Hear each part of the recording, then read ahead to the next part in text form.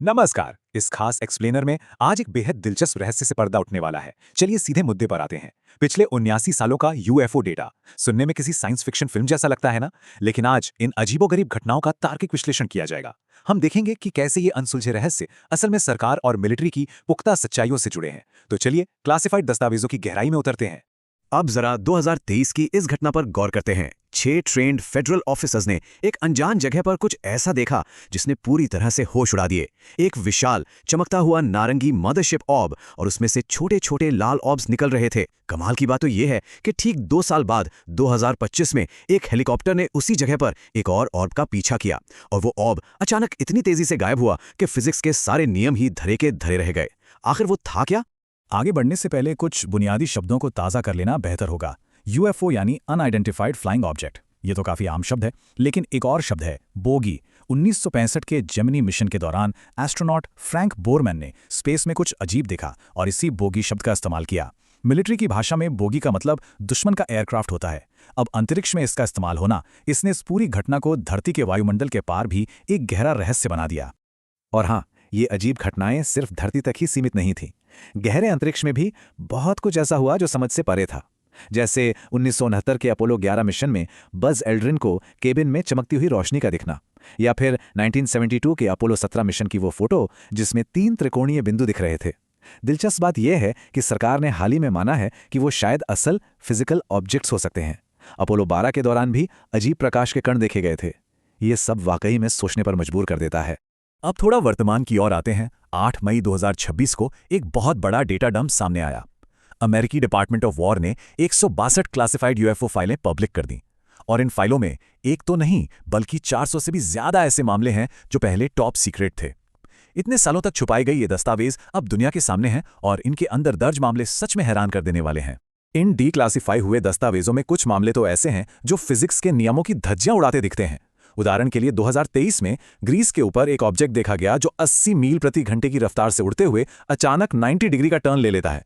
सामान्य इनर्शिया के हिसाब से ये पूरी तरह असंभव है। फिर 2024 में इराक में एक सर्वेलेंस सिस्टम के सामने से एक धुंधली सी आकृति बेहद तेजी से गुजरी और उसी साल जापान में एक फुटबॉल के आकार का क्राफ्ट देखा गया। इन सब में एक चीज कॉमन थी, ये ऐसी हरकतें कर रहे थे जो कोई आम एयरक्राफ्ट कर ही नहीं सकता। सेक्शन 1, फ्लाइंग सॉसर यानी उड़न तश्तरी की उत्पत्ति। चलिए देखते हैं कि पूरी दुनिया में इस रहस्यमयी चीज का ऑब्सेशन आखिर शुरू कहां से हुआ। अगर हम इतिहास के पन्नों को पलटें तो कहानी 1947 से शुरू होती है। पायलट केनेथ आर्नोल्ड ने आसमान में कुछ चमकते हुए ऑब्जेक्ट्स देखे जो पानी पर पत्थर उछालने की तरह उड़ रहे थे। उन्होंने इसे स्किपिंग सॉसर कहा और यहीं से अखबारों ने फ्लाइंग सॉसर नाम गढ़ लिया।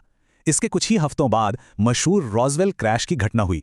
फिर 1952 में वॉशिंगटन डीसी के आसमान में हफ्तों तक यूएफओ देखे जाने की खबरें आईं और पूरे देश में घबराहट फैल गई। इसी दबाव के चलते सरकार को अपनी आधिकारिक जांच प्रोजेक्ट ब्लू बुक शुरू करनी पड़ी। और ये प्रोजेक्ट ब्लू बुक कोई छोटी मोटी जांच नहीं थी। पूरे 12,000 मामले 1952 से लेकर 1969 के बीच सरकार ने 12,000 से भी अधिक दावों की गहराई से जांच की। इतने बड़े पैमाने पर रिपोर्ट दर्ज होना ही इस बात का सबूत है कि यह कोई मामूली अफवाह नहीं रह गई थी। अब इन 12,000 में से ज्यादातर मामलों की वजह बहुत ही सामान्य निकली, जैसे मौसम के गुब्बारे या फिर चमकते हुए तारे। लेकिन एक आंकड़ा आज भी चौंकाता है और वो है 701।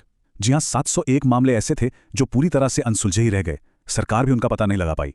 और सच कहें तो इन्हीं 701 मामलों ने एलियंस और रहस्यमय दुनिया की कहानियों को आने वाले दशकों तक जिंदा रखा। Section 2, military connection. जब इन अजीबोगरीब घटनाओं का थोड़ा बारीकी से विश्लेषण किया जाता है तो एक बिल्कुल अलग और पुख्ता पैटर्न उभर कर सामने आता है जो सीधे मिलिट्री से जुड़ा है। इस भौगोलिक पैटर्न पर नजर डालना बेहद जरूरी है। एक तरफ वो जगह हैं जहां हाल ही में यूएफओ देखे गए हैं, जैसे इराक, सीरिया, ग्रीस और जापान।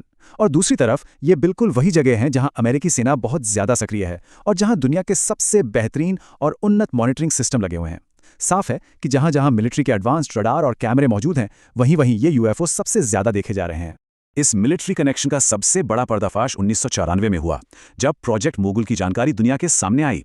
वो 1947 का मशहूर रॉसवेल मलबा, जिसे दशकों तक उड़न तश्तरी माना गया, वो असल में सोवियत यूनियन पर नजर रखने के लिए बनाया गया एक बेहद secret cold war spy balloon था।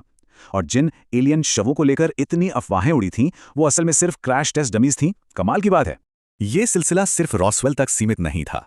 2024 की पेंटागन रिपोर्ट ने साफ कर दिया कि 1950 और 60 के दशक में जो यूएफओ देखे गए थे वो दरअसल अमेरिका के ही उन्नत स्पाई प्लेन और स्पेस टेक्नोलॉजी थे। सरकार ने उस समय जानबूझकर इन यूएफओ वाली अफवाहों को फैलने दिया ताकि कोल्ड वॉर के दौरान उनके टॉप सीक्रेट मिलिट्री विमानों की टेस्टिंग दुनिया की नजरों से बची रहे।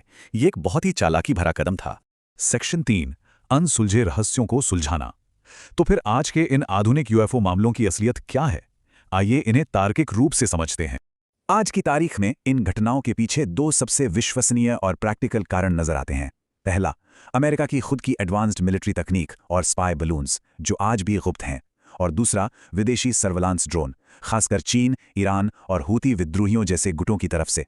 अगर गौर से देखा जाए तो यह किसी बाहरी दुनिया के एलियंस का मामला कम और देशों के बीच चल रही जासूसी और तकनीकी होड़ का मामला ज्यादा लगता है। और उस 2023 वाले चमकते नारंगी मदरशिप ऑर्ब की ही बात कर लेते हैं। ये कोई एलियन शिप नहीं बल्कि धरती की ही तकनीक से जुड़ा मामला लगता है। ये घटना चीन के हाई ऑल्टीट्यूड ड्रोन प्रोग्राम से काफी मेल खाती है, जिसमें ऐसी मदरशिप ड्रोन तकनीक विकसित की गई है जो हवा में ही छोटे छोटे ड्रोन्स लॉन्च कर सकती है। याद रहे 2023 में ही अमेरिका के ऊपर से उड़ते हुए एक चीनी स्पाई बलून को मार गिराया गया था, तो पूरी संभावना है कि वो नारंगी ऑर्ब एक एडवांस्ड विदेशी जासूसी तकनीक ही थी। और उन अंतरिक्ष वाले रहस्यों का क्या? दिलचस्प बात यह है कि खुद एस्ट्रोनॉट्स ने ही इनके बहुत प्रैक्टिकल और प्राकृतिक कारण बताए हैं। नील आर्मस्ट्रॉन्ग का मानना था कि उनके कैबिन में दिखी रोशनी शायद सिर्फ विंडो कवर से आ रही सूरज की रोशनी का लीक होना था। बज एल्ड्रिन ने बताया कि वो धरती की किसी झील से टकराकर आ रहा रिफ्लेक्शन हो सकता है। इसके अलावा स्पेस में मौजूद प्राकृतिक रेडिएशन भी अक्सर कैमरे के लेंस पर टकराकर अजीबोगरीब आकृतियां बना देते हैं। इन सब दावों को एक बार और हमेशा के लिए सुलझाने के लिए अमेरिकी सरकार ने 2022 में ARO यानी all domain anomaly resolution office बनाया। इसका एकमात्र मकसद यह है कि 1945 से लेकर 2023 तक के यूएफओ से जुड़े जितने भी दावे और रिकॉर्ड्स हैं उनकी पूरी तरह से वैज्ञानिक जांच की जाए ताकि सच सबके सामने आ सके। और इस जांच का नतीजा क्या निकला? फरवरी 2024 की AAO रिपोर्ट एकदम साफ शब्दों में कहती है कि इस बात का कोई सबूत नहीं है कि अमेरिकी सरकार के पास कोई एक्स्ट्रा टेरेस्ट्रियल यूएफओ या रिवर्स इंजीनियर्ड तकनीक है। नासा ने भी इस निष्कर्ष का पूरा समर्थन किया है। विज्ञान के पास ऐसा कोई सबूत नहीं है जो साबित करे कि इन घटनाओं के पीछे बाहरी दुनिया का कोई हाथ है।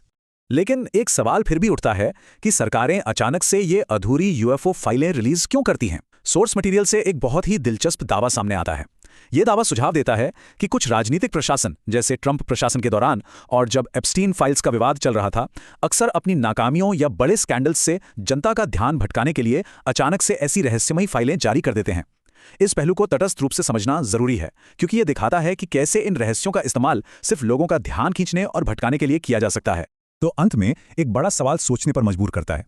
क्या अलौकिक और अज्ञात के प्रति मानवीय आकर्षण इतना ज्यादा हावी हो गया है कि सैन्य जासूसी और सरकारी गोपनीयता की साफ और प्रमाणित सच्चाइयों को भी अनदेखा कर दिया जाता है?